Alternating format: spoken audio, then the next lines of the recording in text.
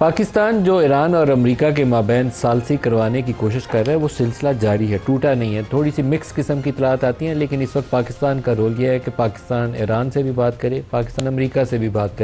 करे और दोनों को समझाने की कोशिश करे कि किसी ऐसे सेटलमेंट पे आ जाएं जिसमें दोनों को हजीमत भी ना उठानी पड़े और जो आवाम के मफादात हैं उसका भी तहफ़्फ़ुज़ किया जा सके। इसी तरीके से पाकिस्तान अरब दुनिया के साथ भी इंगेज कर रहा है, ख़ास तौर पर सऊदी अरब के साथ, जहाँ पर ईरान ने जब अमेरिका ने हमला किया तो जवाबी तौर पर जिन हमसाया मुल्कों को हिट करना शुरू किया जहाँ जहाँ अमरीकी अड्डे थे, तो पाकिस्तान और सऊदी अरब एक तो वैसे ही हमारे बहुत अच्छे आपस में ताल्लुकात हैं,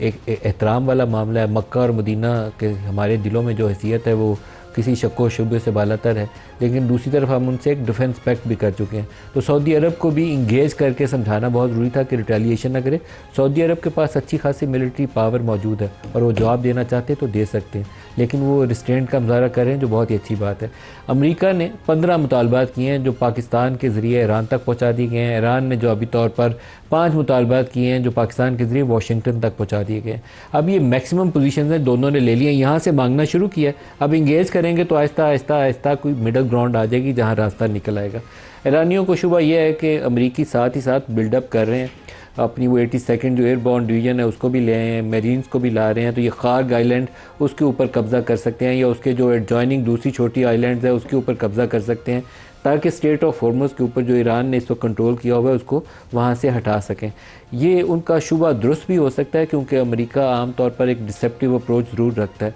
लेकिन पाकिस्तान के ज़रिए जो मामला तय करने की कोशिश कर रहे हैं वो एक संजीदा कोशिश है और पाकिस्तान उसमें सेंट्रल पिलर है। टर्की भी सपोर्ट कर रहा है उस प्रोसेस को, उसको इजिप्ट भी सपोर्ट कर रहा है और इवन इंडोनेशिया और मलेशिया भी उस प्रोसेस को सपोर्ट कर रहे हैं। तो ये बहुत सीरियस एफर्ट है और ऑन गोइंग है, टूटी नहीं है। अभी से थोड़ी देर पहले रॉयटर्स ने आज एक स्टोरी जारी की है। रॉयटर्स ने यह दावा किया है कि पाकिस्तानी हुकाम से उसकी बात हुई है और पाकिस्तान ने उनको बताया कि पाकिस्तान ने अमेरिका से कहा है कि जो ईरान के फॉरेन मिनिस्टर हैं उनको और उनके जो स्पीकर हैं, क्योंकि स्पीकर का एक बड़ा सेंट्रल रोल है इस टॉक्स वाले प्रोसेस में,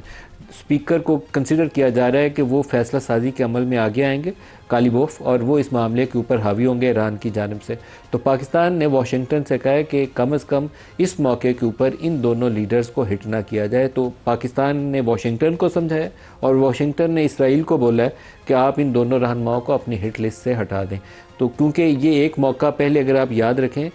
कतर के अंदर जो अटैक किया गया था वहाँ पर पीस टॉक्स हो रही थी, कतर होस्ट कर रहा था और इसराइल ने वहाँ अल उदीद एयरबेस से जहाज़ उड़े,